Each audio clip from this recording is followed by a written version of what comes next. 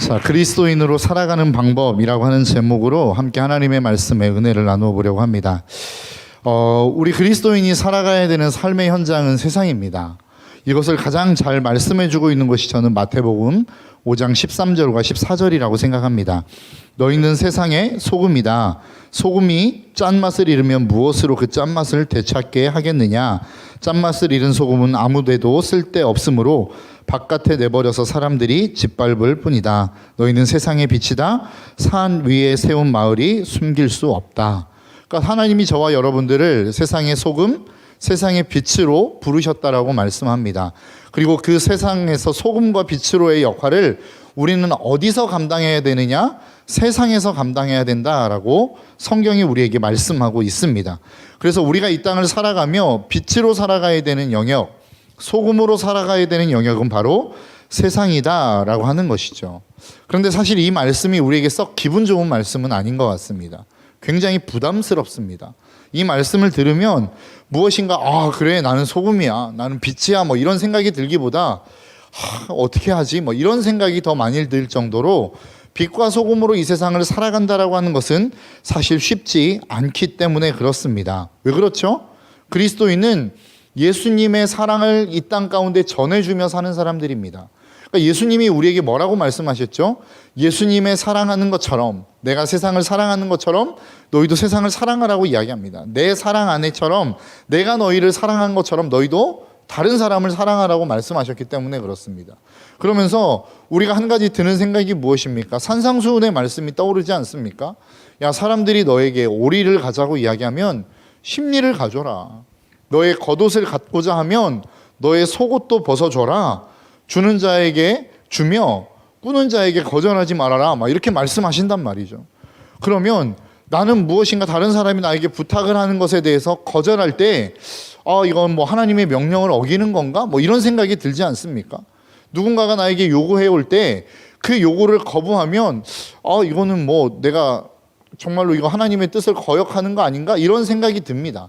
그러니까 그리스도인으로 살아간다라고 하는 것은 어떻게 보면 굉장히 부담스러운 거죠. 이것을 세상에서 이야기할 때 한마디로 한 단어로 이야기하면 뭐라고 이야기할 수 있나요? 바로 호구입니다. 그러니까 그리스도인 하면 우리가 느끼는 건 뭐냐면 이거 뭐 호구로 살라는 거야? 뭐 이런 느낌이 우리 가운데 든다는 것이죠. 그래서 사실 우리가 이 땅 가운데 그리스도인으로 살아가는 게 쉽지 않습니다. 왜냐하면 우리가 호의를 베풀고 그렇게 많은 사람들을 배려하면 다른 사람들도 그것을 의미 있게 기분 좋게 받아들이면 참 좋지 않습니까?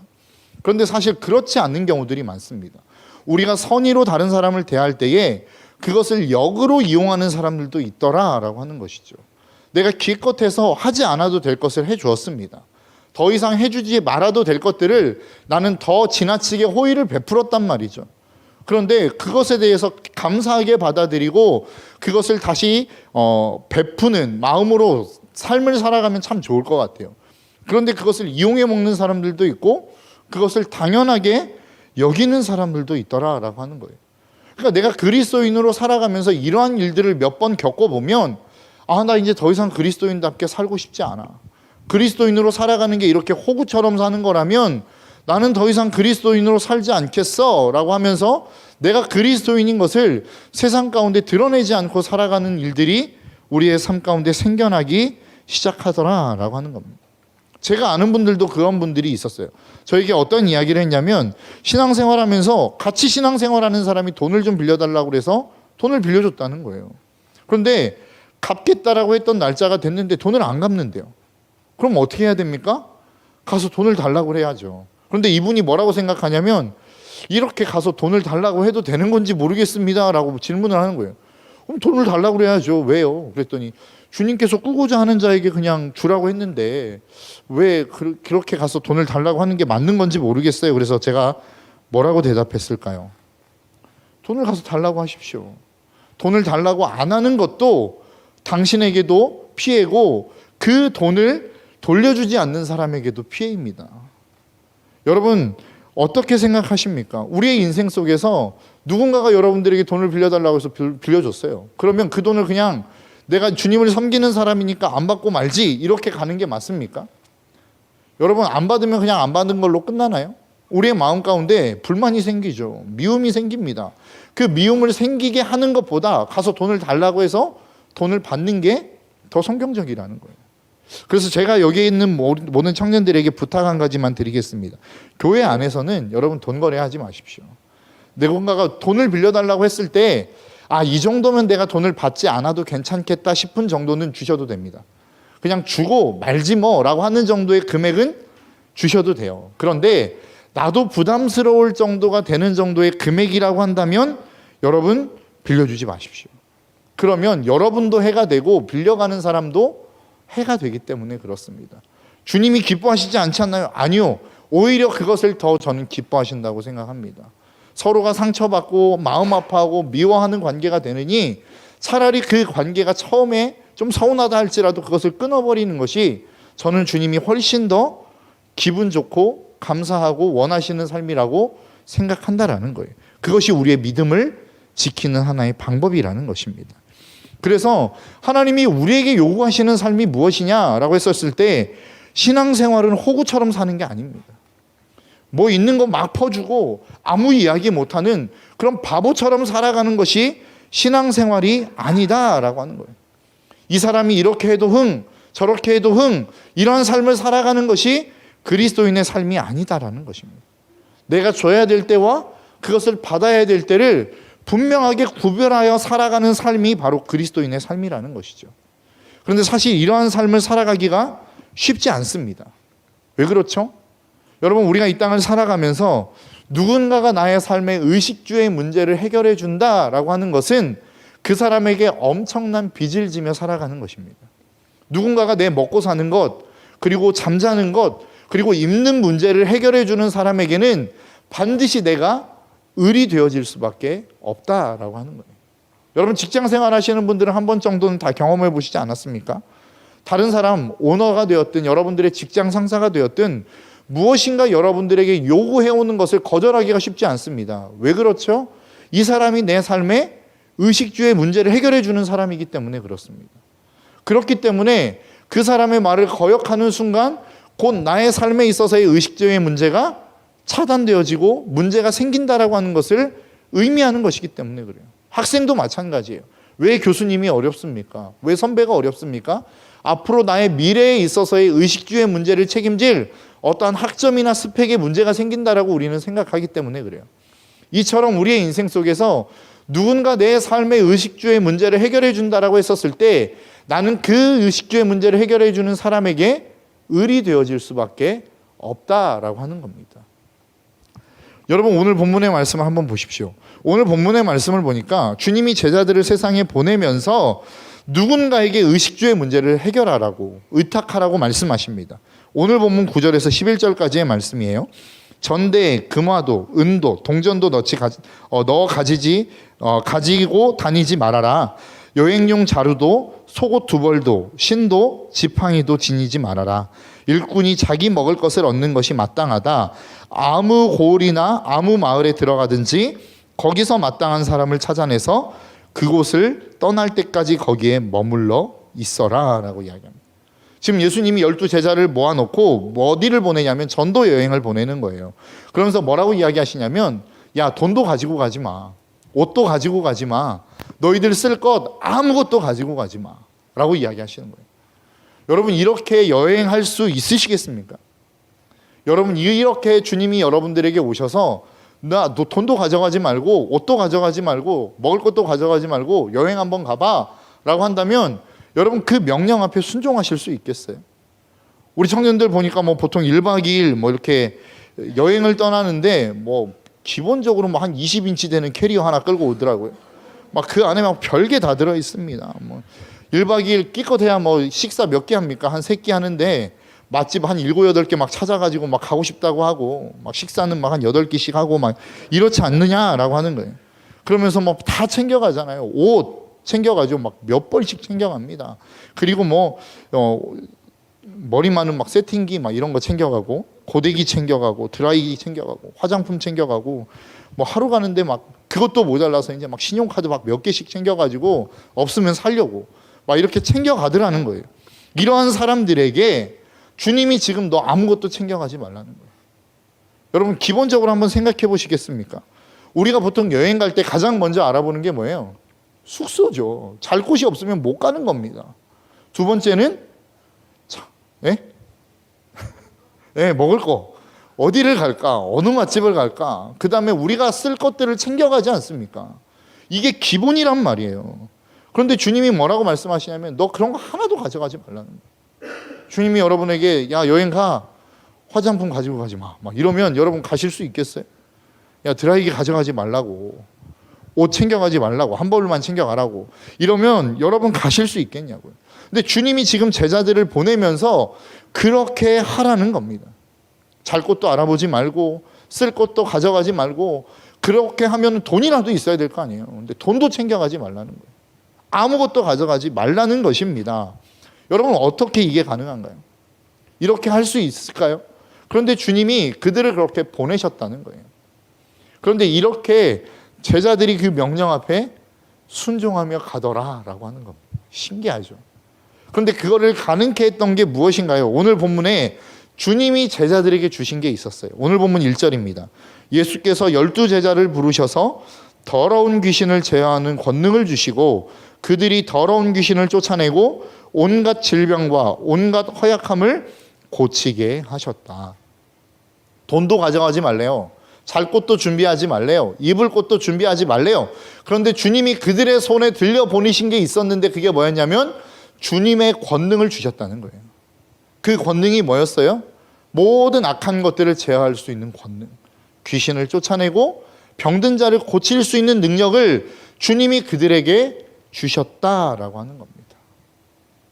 저 수련의 말씀 가운데서도 이승재 목사님 그런 말씀 하셨어요. 무슨 이야기였냐면 구약의 핵심, 그 핵심은 레위기다. 그러면서 민수기는 그 레위기 안에서 하나님의 백성들, 광야에서 200만이 넘는 사람과 그리고 그를 따르는 가축들이 하나님의 율법만 지켜도 먹고 살 수 있음을 보여주는 게 민수기였다라는 말씀하셨어요.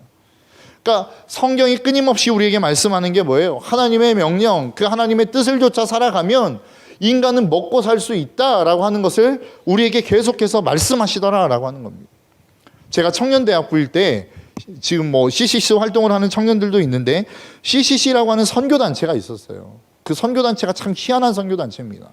수련회를 3박 4일 동안, 그때 당시엔 3박 4일 했거든요. 3박 4일 동안 수련회를 하고 거기서 끝나지 않아요. 신청을 받아서 뭘 하냐면 거지순례라고 하는 프로그램을 돌립니다. 그게 뭐냐면 그냥 돈도 다 뺏어요. 물건도 다 뺏고 그냥 리더에게 핸드폰 하나 주고 시골 어떤 한 마을에 그냥 툭 떨어뜨려 놓습니다. 그리고 언제까지 여기로 와? 라고 하면서 거기서 그냥 자기들이 먹을 것, 입을 것, 잘 곳 다 해결해야 되는 거예요. 그게 거지순례입니다. 그런데 이 거지 같은 프로그램을 어떤 한 사람이 저희 교회로 가지고 왔어요. 그래서 수련회를 마치고 우리도 거지순례를 해야겠다는 거예요. 정말로 가기 싫었는데 그때 당시에 조장이었기 때문에 어쩔 수 없이 갔습니다. 그래서 진짜로 설마 돈도 안 주고 그냥 떨어뜨려 놓겠어 했는데 진짜로 떨어뜨려 놓더라고요. 한 6명 팀원이 되는데 돈도 없어요. 아무것도 먹을 것도 안 주고 그냥 한 마을에 탁 떨어뜨려 놓더라고요. 정말로 힘들었습니다. 거기서 복음도 전하고 혹시 먹을 거 있으면 먹을 것 좀 주시면 안 될까요? 진짜 거지같이 얻어먹으면서 먹을 거 주셔서 너무 감사한데 저희가 혹시 오늘 밤 잘 곳이 없거든요. 잘 곳도 좀 주시면 안 되겠습니까? 이렇게 일주일을 보내는 거예요. 여러분 우리 다음 여름에 한번 가볼까요? 사실 쉽지 않았습니다. 그런데 마지막 날 한 곳에 딱 모여서 서로가 간증하면서 참 희한했던 것은 한 팀도 길거리에서 잔 사람이 없었어요. 한 팀도 먹을 것이 없어서 굶었다라고 하는 사람이 없었더라고요. 한 팀도 우리가 쓸 것을 공급받지 못해서 정말로 힘들었습니다라고 이야기하는 사람이 한 팀도 없었어요. 정말로 희한했습니다. 이게 하나님의 먹이심이었고 이게 하나님의 입히심이었고 하나님의 공급하심이구나라고 하는 것들을 경험하게 됐어요. 그럼 또 하시겠습니까? 아니요, 더 이상 안 할 거예요. 별로 하고 싶지는 않더라고요. 하나님이 그렇게 놀랍게 은혜를 베푸셨음에도 사실은 쉽지 않은 일들이었어요. 제자들도 그랬을 거라는 거예요. 그런데 어떻게 그 일들이 가능했느냐라고 했었을 때에 하나님이 주신 권능의 손이 있었더라라고 하는 거예요. 그렇게 복음을 전할 때 그들이 복음을 받아들이는 역사들이 있었고, 힘들고 어려운 문제들을 만났는데 그 힘들고 어려운 문제들을 위해서 기도해 줄 때 그들의 마음 가운데 기쁨이 넘쳐나는 것들을 경험하고 돌아왔다는 거예요. 여러분, 우리가 세상을 향하여 무엇을 줘야 될까요? 그들에게 어떠한 은혜를 베풀어야 될까요? 지금 당장 배고프면 그들에게 먹을 것을 제공해 줘야죠. 그냥 보내는 것은 사실 어떻게 보면 복음이 아닐 수 있습니다. 그러나 그게 전부여서는 안 된다는 거예요. 우리가 그들에게 줄 수 있는 전부가 만일 금이라고 한다면, 은이라고 한다면, 먹을 것이 전부라고 한다면 여러분, 그들은 세상에서 구하는 게 더 편하겠죠. 그러나 우리는 그들에게 줄 수 없는 것, 세상이 줄 수 없는 그 무엇을 줘야 된다는 거예요. 주님은 제자들에게 그들의 손에 그것을 들려보내셨다는 거예요. 악한 것들을 제어할 수 있는 권세, 그래서 귀신을 내어 쫓고 병든 것과 약한 것을 고칠 수 있는 권세를 그들의 손에 들려 보내주셨다라고 하는 것이 오늘 본문의 말씀이다라고 하는 것을 저와 여러분들이 잊지 않으셨으면 좋겠습니다. 그러면서 그 주님이 주신 권능을 가지고 그들이 했던 일들에 대해서 오늘 본문 7절과 8절은 이렇게 말씀하고 있습니다. 다니면서 하늘나라가 가까이 왔다고 선포하여라. 앓는 사람을 고쳐주며 죽은 사람을 살리며 나병 환자를 깨끗하게 하며 귀신을 쫓아내어라. 거저받았으니 거저주어라. 그러니까 제자들이 가서 했던 일들이 뭐예요? 하나님 나라의 복음을 선포하기 시작했다는 겁니다. 그리고 주님이 약속하신 것처럼 귀신을 내어 쫓고 그들의 모든 약한 것들을 고쳐주기 시작했다라는 것이죠. 이게 저와 여러분들이 세상에서 해야 될 일들이다라고 하는 겁니다. 하나님의 복음을 전하고 그들에게 물론 먹을 것, 필요한 것들을 공급해 주지만 그것을 뛰어넘어서 그들에게 복음이 무엇인지를 알려주고 그 복음이 어떤 역할을 하는지 그들 안에 있는 악한 것들을 내어 쫓아주고 약한 것을 고쳐주고 귀신을 내어 쫓는 이 놀라운 역사들을 제자들이 가는 곳마다 했다라고 하는 것입니다. 하나님이 우리에게 무엇을 주셨는지 우리는 깨닫는 게 중요해요. 그래서 세상을 향하여 나아갈 때 도대체 우리가 어떤 무기를 들고 나아가야 될지를 우리는 아는 것이 중요하단 말이에요. 단순하게 정말로 호구처럼 나에게 없는 것들을 끊임없이 짜내서 줘야 되느냐? 아니요, 그렇지 않아요. 하나님이 그들에게 진짜 주라고 했던 것은 자유함이었다고요. 모든 악한 것들로부터 눌려있는 그들의 삶 속에 정말로 하나님의 자유함을 주는 그 자유함을 하나님은 우리를 통해 세상에 주기를 원하셨다라는 거예요. 정말로 병든 자들이 있습니까? 마음의 아픔을 가지고 살아가는 자들이 있습니까? 그 어느 누구에게도 내놓을 수 없고 치유할 수 없는 고통을 가지고 살아가는 사람들에게 가서 그들에게 그 자유함을 주라고 성경은 우리에게 말씀하고 있다라는 거예요. 요즘 한참 때는 마음을 치유하는 사람들이 있죠. 그 중에 대표적인 사람이 누구입니까? 오은영 박사 아닙니까? 오은영 박사가 받는 상담비가 어느 정도냐? 제가 인터넷에 찾아봤더니 한 10분에 9만 원 정도 든대요.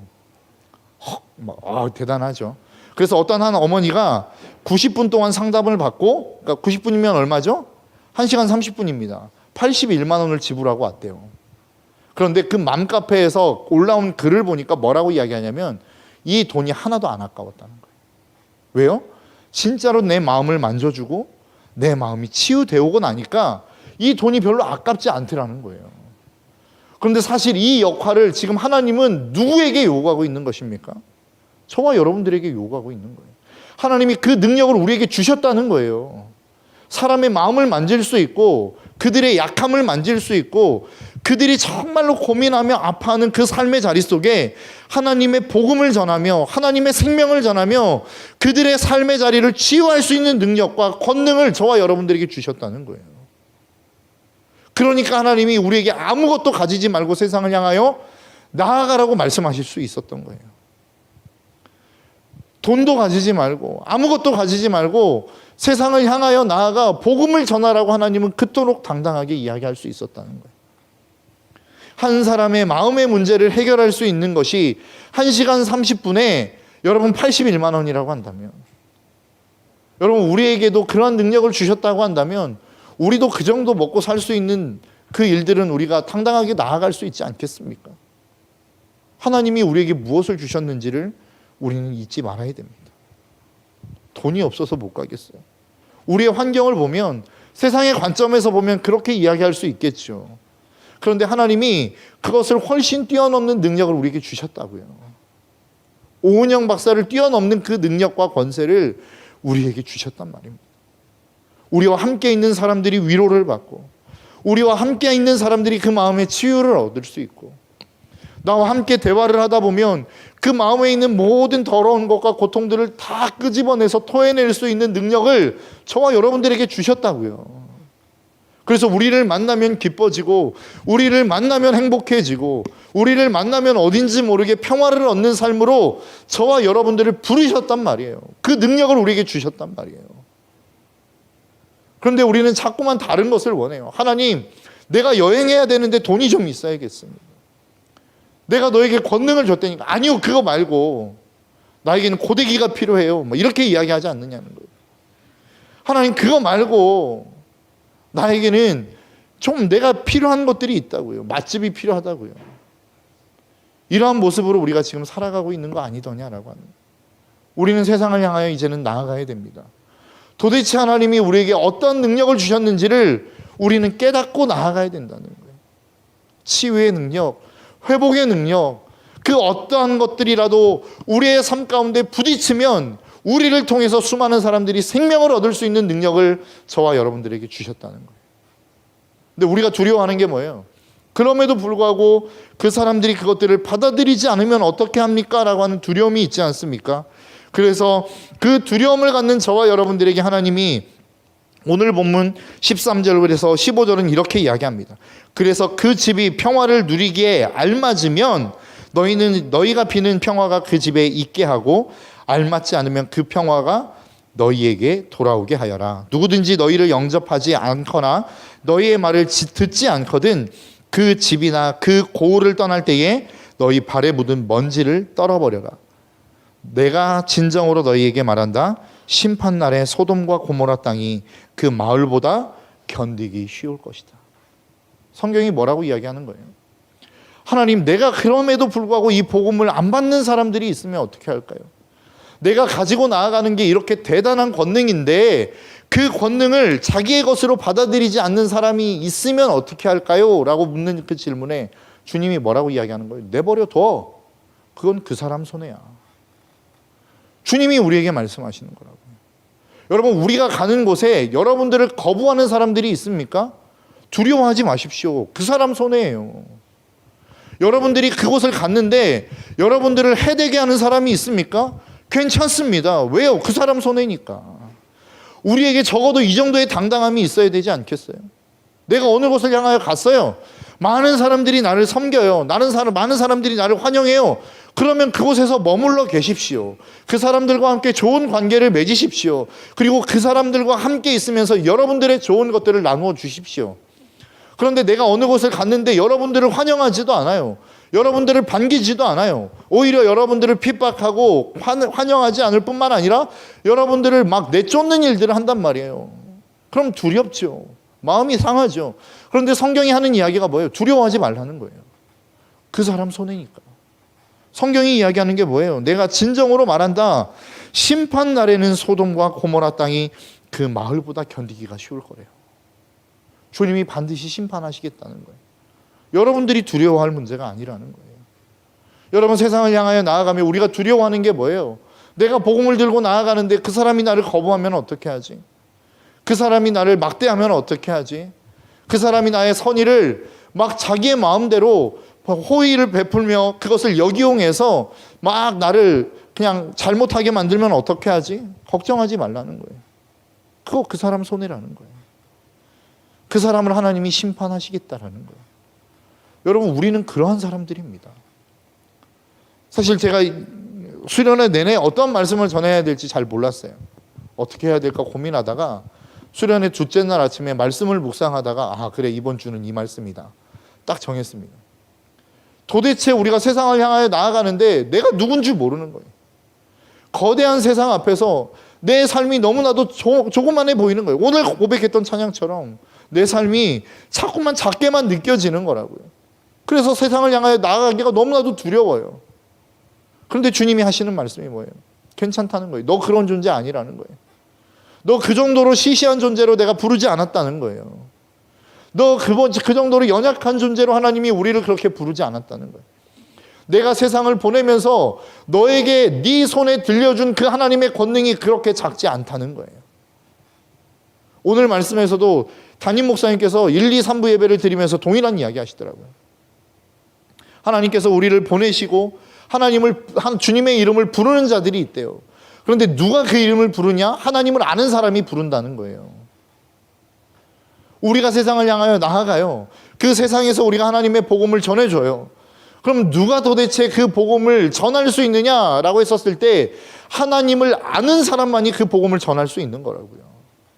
그분의 크심이 얼마나 대단한지, 내가 전하고 있는 이분이 얼마나 대단한 분인지를 아는 사람만이 그 세상에서 그 복음을 전할 수 있다는 거예요. 하나님이 우리의 손에 들려준 복음, 하나님이 우리 손에 들려준 그 권능, 그것은 시시한 게 아니에요. 세상에 어떤 어마어마한 가치를 가져다 줘도 아깝지 않을 만한 그 하나님의 권능을 우리 손에 들려줬다고요.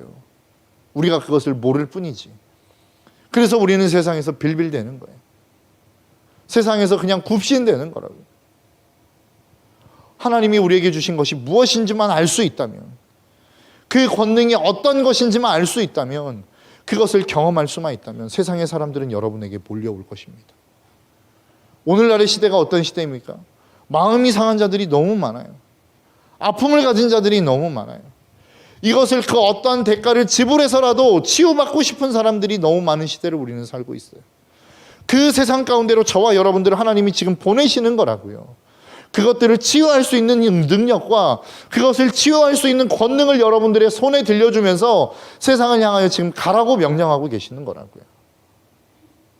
여러분, 우리가 살아가는 이 세대 속에 다시 한번 이 땅 가운데 살아가는 그 하나님의 복음, 그 복음을 가지고 살아가는 저와 여러분들의 삶 속에서 내가 도대체 무엇을 가지고 살아가는지, 그리고 내가 그들에게 줄 수 있는 것이 무엇인지를 확실하게 깨닫고 세상을 향하여 나아가는 저와 여러분들의 삶이 될 수 있기를 주님의 이름으로 축복합니다. 그래서 요한복음 1장 11절과 12절은 이렇게 이야기합니다. 그가 세상에 계셨다. 세상이 그로 말미암아 생겨났는데도 세상은 그를 알아보지 못했다. 그가 자기 땅에 오셨으니 그의 백성은 그를 맞아들이지 않았다. 그러나 그를 맞아들이는 사람들, 곧 그 이름을 믿는 사람들에게는 하나님의 자녀가 되는 특권을 주셨다. 성경이 뭐라고 이야기하는 거예요? 이 땅을 만드신 주님이 이 땅 가운데 오셨다는 거예요. 그런데 그분을 알아보는 자도 없었고 그분을 영접하는 사람도 없었대요. 그런데 12절에 뭐라고 이야기합니까? 그러나 그 예수 그리스도를 영접하는 자, 곧 그 이름을 믿는 자들에게는 하나님의 자녀가 되는 권세를 주셨다는 거예요. 그 이야기를 마태복음 7장 6절은 이렇게 이야기합니다. 거룩한 곳을 개에게 주지 말며 너희의 진주를 돼지 앞에 던지지 말아라. 그들이 발로 그것을 짓밟고 되돌아서서 너희를 물어 뜯을지도 모른다. 성경이 이야기하는 게 무엇입니까? 너희들의 거룩한 것을 함부로 던지지 말라는 거예요. 던지듯이 주지 말라는 거예요. 아무런 가치 없는 것처럼 그렇게 내어 던지지 말라는 겁니다. 복음을 전해어 주되 그것을 가치 있게 받아들이는 사람들에게 주라는 거예요. 아무에게나 쓸모없는 것처럼, 하찮은 것처럼 던져놓지 말라는 거예요. 여러분, 우리가 이 땅을 살아가며 복음을 구걸하지 마십시오. 여러분들에게 복음을 전하라고 명령하셨지 구걸하라고 말씀하신 게 아니에요. 그 가치 있는 것들을 좀 믿어주면 안 돼. 내가 돈 몇 푼 줄 테니까 이거 좀 믿어줘. 이런 싸구려 복음이 아니라고요. 우리가 가지고 있는 복음, 우리가 세상을 향하여 들고 나아가는 복음은 그런 싸구려가 아니에요. 자신의 목숨을 던져주면서까지 주신 가장 가치 있고 가장 존귀한 복음이란 말이에요. 우리는 그것을 가지고 세상을 향하여 나아가는 것입니다. 여러분, 당당하십시오. 세상에 복음을 전해줄 때에 당당함을 가지십시오. 그리고 여러분들이 가진 그 하나님의 권능이 여러분 것이 되도록 하나님과 씨름하십시오. 여러분들을 만나는 사람들마다 치유되고, 여러분들을 만나는 자들마다 평안을 얻고, 여러분들을 만나는 자들마다 치유되고 회복되어지는 이 하나님의 권능이 여러분의 것이 되도록 기도하십시오. 그러면 여러분들이 가는 곳마다 치유의 역사가 일어날 거예요. 여러분들이 가는 곳마다 회복의 역사가 일어날 거예요. 여러분들이 가는 곳마다 수많은 사람들이 주님 앞으로 돌아오는 역사들이 일어나게 될 거예요. 이게 그리스도인이 이 땅을 살아가는 방법입니다. 내가 도대체 세상을 향하여 무엇을 줘야 될지가 분명한 사람, 그래서 그것을 세상에 줄 수 없는 그것을 세상에 주는 사람, 그래서 수많은 사람들을 치유하고 회복하고 하나님 앞에 돌아오게 만드는 사람, 그게 저와 여러분들의 삶이라는 거예요. 하나님은 이것을 위해서 저와 여러분들을 부르셨습니다. 이제는 우리가 세상을 향하여 나아갈 때가 되었습니다. 세상을 향하여 나아가기 이전에 우리가 먼저 점검해야 되는 것, 내가 그들에게 무엇을 주어야 되는지, 내가 그들에게 도대체 전해주는 그 복음이 무엇인지, 그 대상이 누구인지를 여러분 분명히 알고 세상을 향하여 나아가 이 땅을 치유하고 회복시키는 저와 여러분들의 삶이 되시기를 주님의 이름으로 축복합니다. 이 시간 우리 함께 좀 찬양하며 나아갔으면 좋겠어요. 온 땅의 주인이라고 하는 찬양인데요, 온 땅의 주인 되신 그 주님, 그분이 우리의 이름을 압니다. 그리고 그분이 우리를 세상에 보내십니다. 하나님의 권능을 들려보내 주어서 세상을 향하여 보내십니다.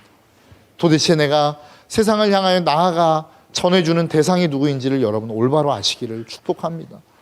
그리고 그 복음을 가지고 나아가기 시작할 때에 정말로 세상의 사람들이 저와 여러분들로 말미암아 치유되고 회복되어지는 이 놀라운 축복이 저와 여러분들의 삶 가운데 있어지기를 간절히 소망합니다. 그 마음을 가지고 우리 함께 찬양하며 나아가겠습니다.